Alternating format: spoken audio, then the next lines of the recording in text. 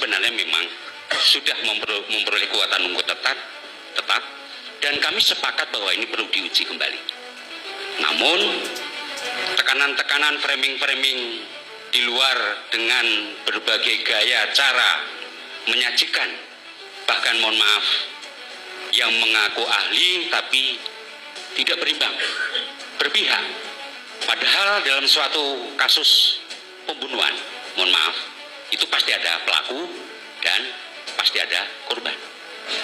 Tapi terkadang framing di media lebih dominan bahwa itu adalah A, B, D tidak bersalah dan seterusnya.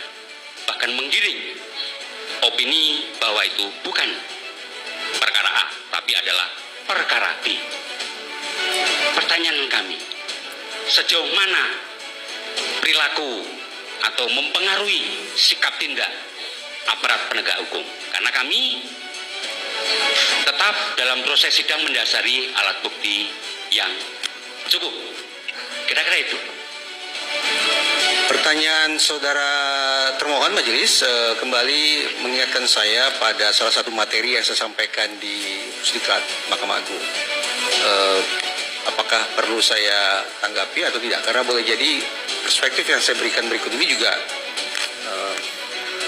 boleh jadi akan ditafsirkan sebagian pihak sebagai hal yang kurang menyenangkan bagi lembaga yudisial. Apakah perlu saya tanggapi atau tidak? Saudara mau menjawab apa enggak?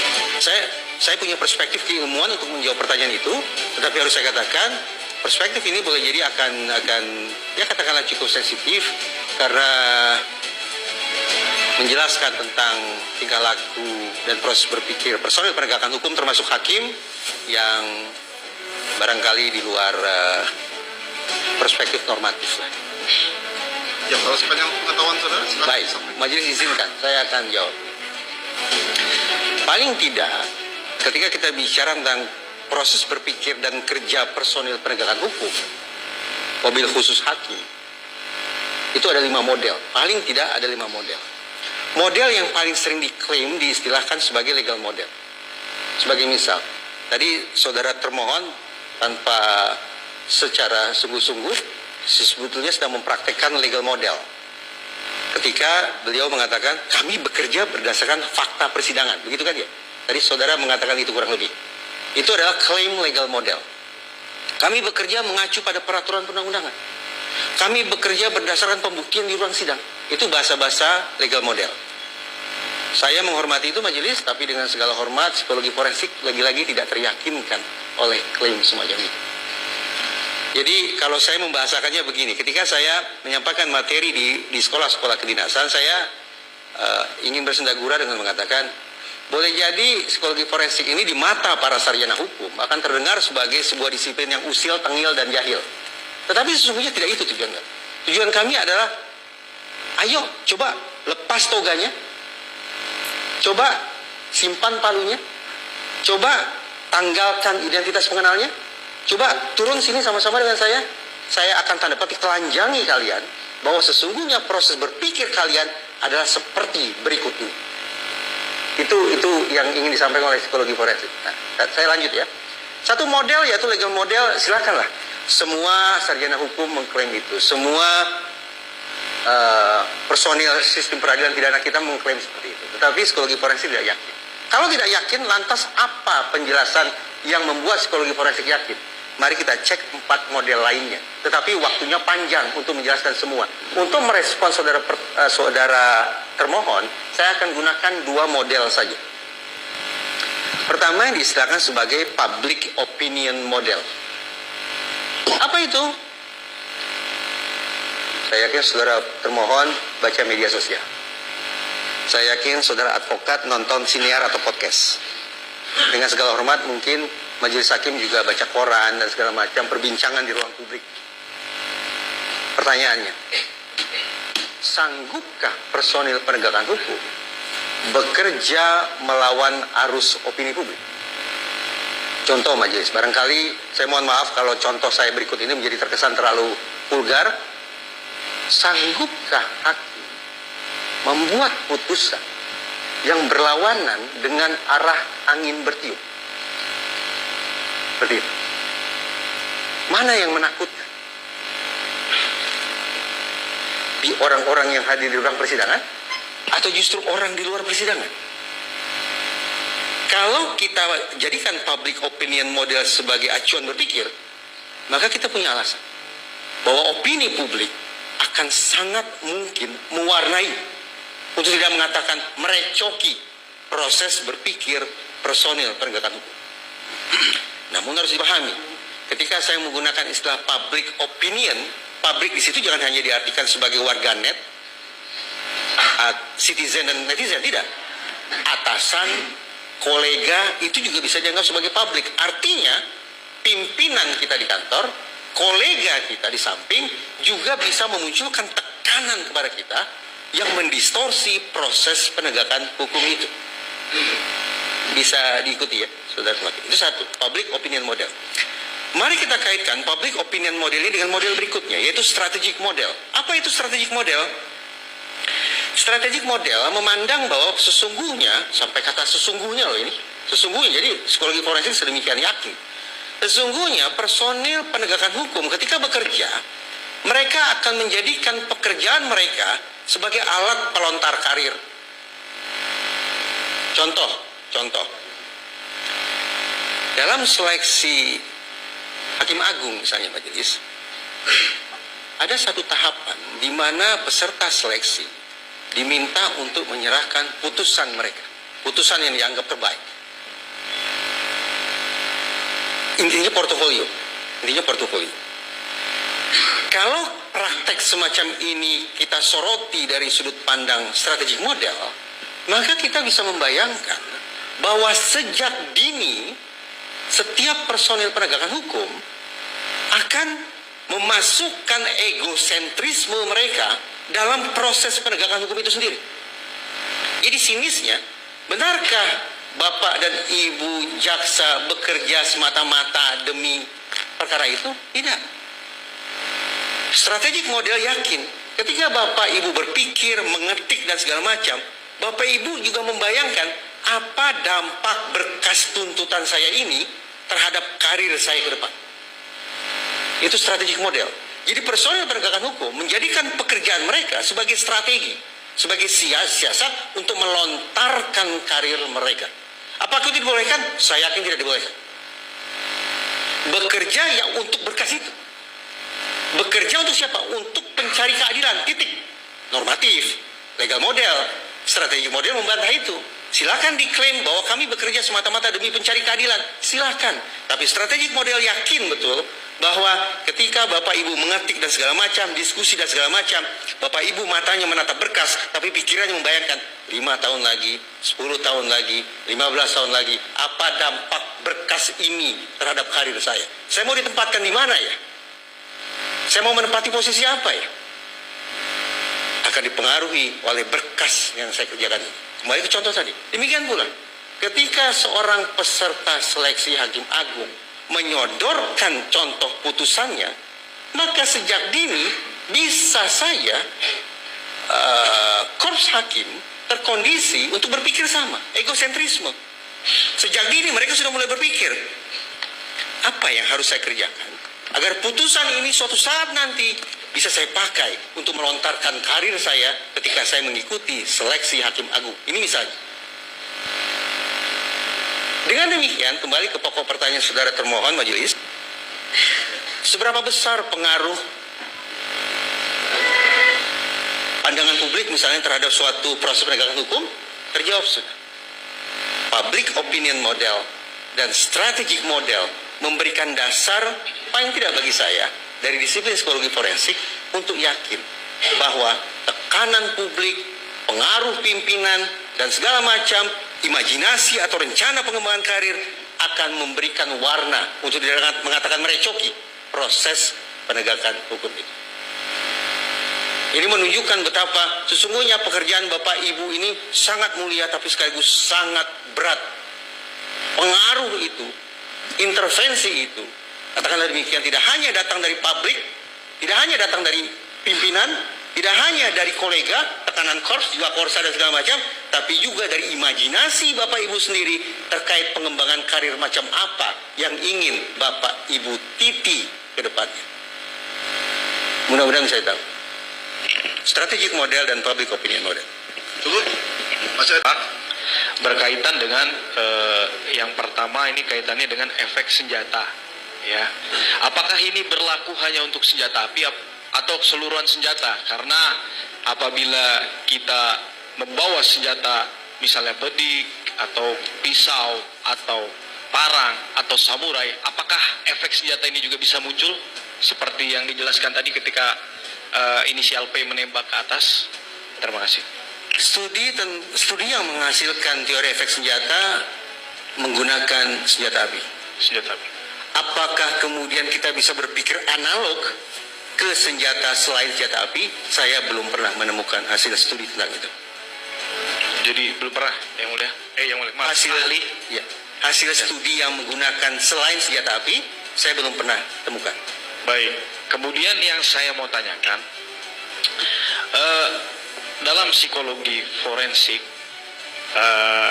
tentunya ahli juga memahami lebih kurangnya perkembangan hukum di Indonesia ini.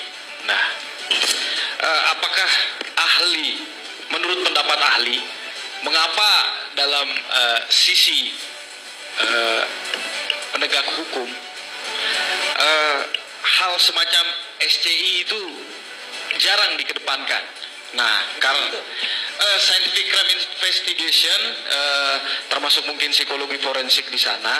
Nah, apakah itu karena peralihan kita sebagai penegak hukum, ya, semua yang belajar hukum itu mempunyai alam berpikir bahwa alat bukti itu di pasal 184. Nah, walaupun ada di luar itu berkembang perluasan makna-makna terkait dengan alat bukti. Nah, dalam psikologi forensik, mengapa itu bisa terjadi, Pak? Majelis, tidak hanya di Indonesia majelis, kesulitan untuk memahami bukti-bukti saintifik, hasil-hasil kerja forensik, bahkan hingga hari tetap menjadi persoalan di negara seperti Amerika Serikat. Tapi mereka punya cara untuk mengatasinya. Jadi berangkat dari pemahaman seperti ini majelis, saya bisa dikoreksi sekiranya keliru. Dengan segala hormat, selama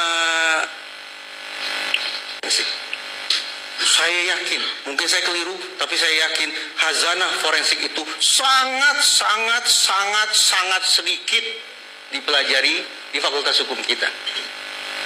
Namun betapa beratnya seketika di ruang sidang kita yang tanda petik awam terhadap forensik, awam terhadap pembuktian secara saintifik, sekonyong-konyong dipaksa tanda petik untuk menyelami persoalan dari sudut pandang saintifik.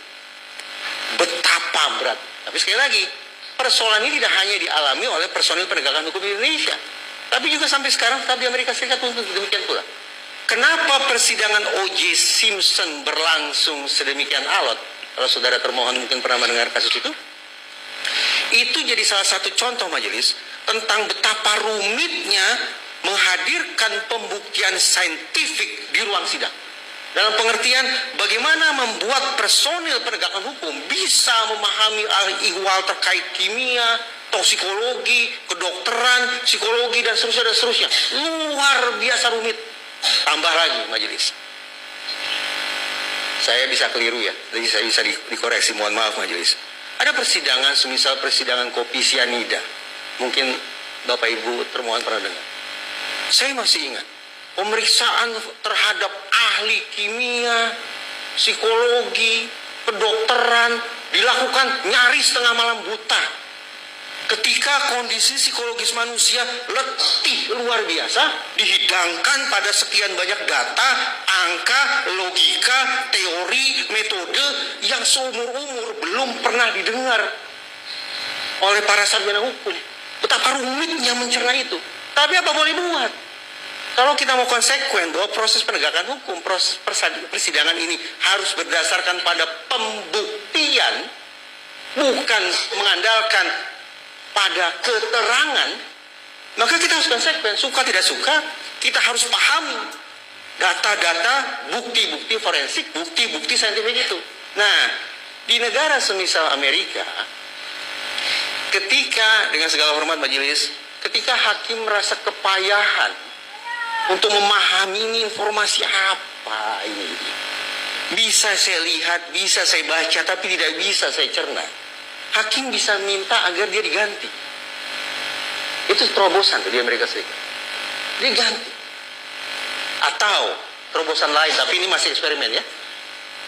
Di Anglo-Saxon kan mereka memakai juri kan. Ada sekian puluh atau sekian belas juri. Notabene juri itu kan awam.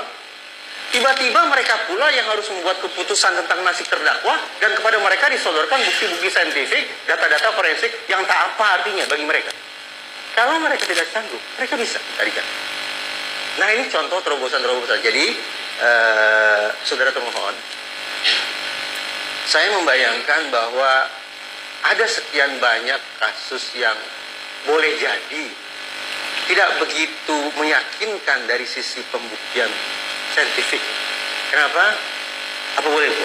Karena pada dasarnya sarjana hukum kita, ini maaf ya saya mengomentari sarjana hukum, karena boleh jadi para sarjana hukum kita memang tidak terkondisi sejak awal, apalagi terus menerus untuk memperkaya khazanah berpikir mereka tentang apa itu bukti saintifik, apa itu bukti forensik. Ini tinggal lagi bagaimana solusinya yang harus kita cari. Demikian. Kalau kita mau konsekuen, kalau kita mau konsekuen, barangkali dia begini. Kalau memang data-data ini tidak bisa kita pahami, sehingga sampailah kita pada sebuah simpulan bahwa saya tidak bisa menentukan, saya tidak teryakinkan, ya sudah, lepas. Pahit, tapi itu konsekuensi yang tidak terhindarkan, namun luhur ketika otoritas penegakan hukum tidak sungguh-sungguh mampu menghadirkan, apalagi memahami bukti-bukti forensik, bukti-bukti saintifik yang dihadirkan di ruang penegakan hukum. Demikian. Terima kasih, penjelasannya luar biasa, ahli. Kemudian saya juga akan beralih dari keterangan yang pendapat yang saudara sampaikan berkaitan dengan saya beberapa kali membaca secara psikologi, peran psikologi ya, bahwa ditemukan, apakah di psikologi forensik juga ada, mohon penjelasannya, bahwa pada akhirnya, pada faktanya di dalam sebuah persidangan pada akhirnya juga dimungkinkan kejahatan melawan balik. Nah, dalam sisi karena secara psikologi dia sudah mendapatkan dukungan, entah dukungannya itu berupa semua daya, mulai dari dukungan orang-orang, dukungan publik dan lain-lain. Akhirnya dia memberikan perlawanan balik yang padahal secara kalau saudara ahli tadi bilang adalah secara legalnya, secara pembuktian kami membuktikan bahwa itu benar-benar salah. Nah, apakah dalam psikologi forensik pelaku memiliki kecenderungan untuk akhirnya melakukan perlawanan balik atau crime against fight back? Apakah pelaku punya kecenderungan untuk melawan balik? Siap.